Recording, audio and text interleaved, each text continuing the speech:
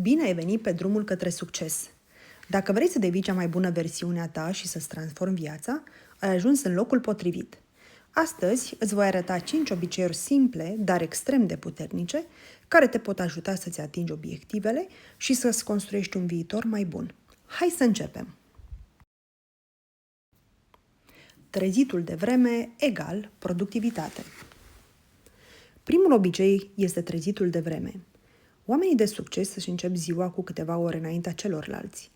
Timpul de dimineață este liniștit și îți permite să fii productiv, să-ți faci planul pentru întreaga zi și să lucrezi la obiectivele tale fără distrageri.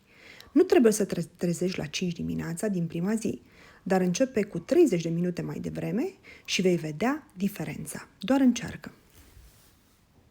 Citește 15 minute în fiecare zi. Al doilea obicei este cititul. Cărțile sunt cea mai ieftină și rapidă cale către succes pentru că te lasă să înveți din experiența altora. Chiar și 10-15 minute pe zi pot face o diferență uriașă. Alege cărți de dezvoltare personală, biografii sau cărți care îți dezvoltă gândirea critică. Amintește-ți, mintea ta este cel mai valoros activ pe care îl ai.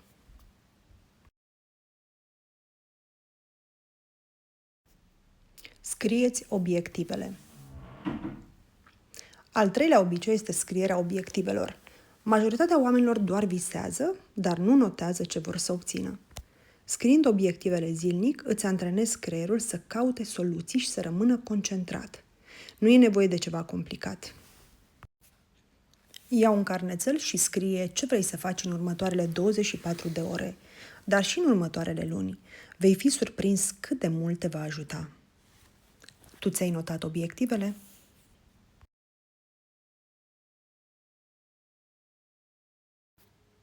Fă mișcare zilnic pentru energie.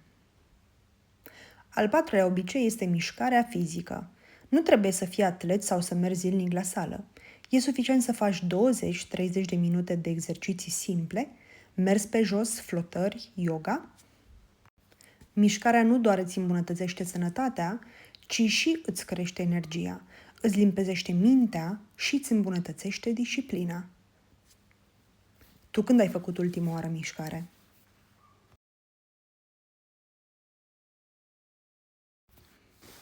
Fii recunoscător pentru ce ai. Al cincilea obicei este recunoștința. În fiecare seară, înainte să adormi, notează 3 lucruri pentru care ești recunoscător.